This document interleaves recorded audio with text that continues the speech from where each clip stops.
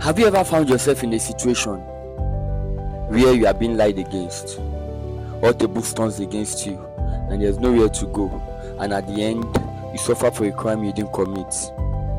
This was the case of Ugoma Obuzo, Lyotoku, Chidiaka Biringa, and Tekena Elikana, 4 young promising boys who had a chance to become bright children in future, but met their Waterloo on the 5th of October 2012.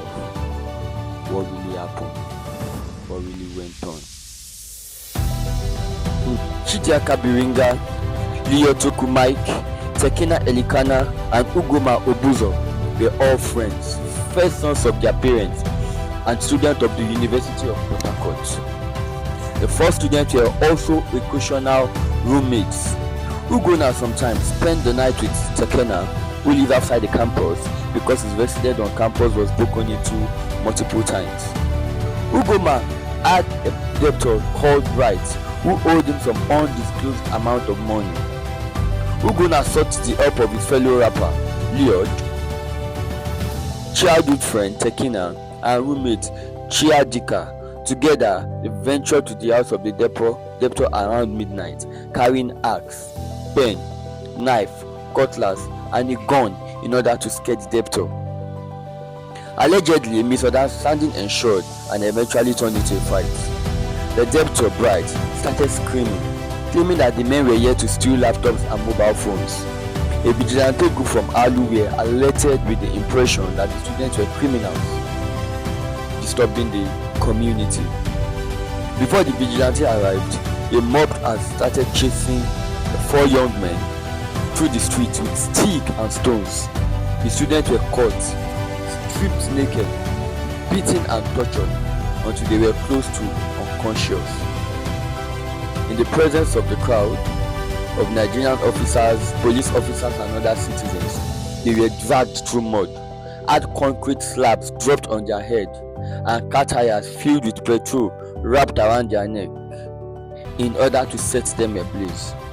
Nobody appeared able to stop this, including the Nigerian police force, the people that are supposed to save lives, the people that are supposed to protect the citizens, stood aside and watched as these boys suffer. The sister of Tekena discovered that their brother and his friends were about to be killed by jungle justice. She tried to intervene by screaming and reiterating their innocence, but was overpowered by the size of the mob. People told her to flee.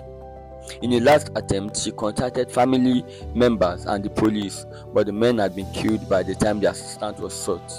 The murder was filmed with mobile phone and uploaded on the internet. That was how they met their Waterloo, just because they went to the house of somebody that was owing them money. They met their death. 4 promising young men. The police officers were later arrested, tried and killed too, and every other perpetrators of this crime were also punished. But will that bring back anything? Let us try to stop jungle justice. Whenever there is a crime, report straight to the police. Don't use jungle justice. Thank you. I remain your favorite storyteller, Ade the storyteller. Thank you. Join me next week. I love you.